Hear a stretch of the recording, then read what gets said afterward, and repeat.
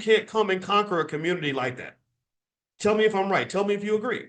You cannot conquer a community that is full of strong, stable, educated, intelligent families that have some wealth in the bank. You cannot do that. Go to a rich white neighborhood with good white folks. Not all of them are evil, right? Go to a rich white neighborhood with some conscientious white folks and go in there and try to just to have your way.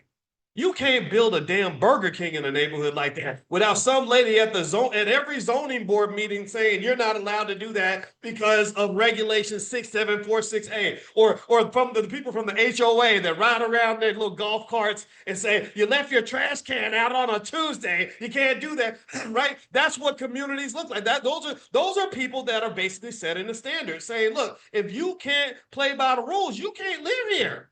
You're not operating the way we want you to, and they not like us, so you got to go. And it ain't just along racial lines. I mean, sure, you got some people that might have race as part of the decision-making process, but I can tell you as a black man who's owned property in some of these neighborhoods, some of y'all own property in these spaces, they're not really like trying to boot you out because you're black, but they will boot you out if you're ignorant. If you act a damn fool, they're gonna tell you to leave. So here's my point. So with this Project 2070 that I wrote about in the book. It takes a village to raise the bar, new paradigm for Black America. I wanted to make the message clear because I said somebody's got to do something. I said I don't know how much I can do, but I'm gonna try. And I remember specifically that year I went to go meet with Reverend Jesse Jackson and Father Michael Flager. And I love Father Michael Flager and I love Reverend Jackson. He was always very kind to me. In fact, he said so, he gave me one of the best compliments ever. Like that almost made me blush. He said Dr. Watkins, if Dr. King was around, he'd be quoting you all over the place. And I keep that in my pocket. I was like, wow, that's pretty cool to hear. And Father Michael Flager is just one of the most courageous people you'll ever meet. I mean, just so much respect for him.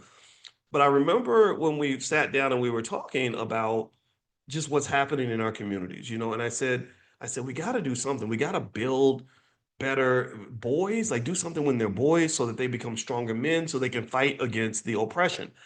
And I remember that the perspective Reverend Jackson shared with me, it was different, a little bit different from my own. It's not to say he was wrong, because I really love Jesse Jackson. I love his whole family. Santita, I got to know them all. And but I remember he kept talking about um the system, and he talked about jobs, and he talked about what the government was and was not doing for Black people. And I kind of I listened, and I think what I've always been looking for is the like what now?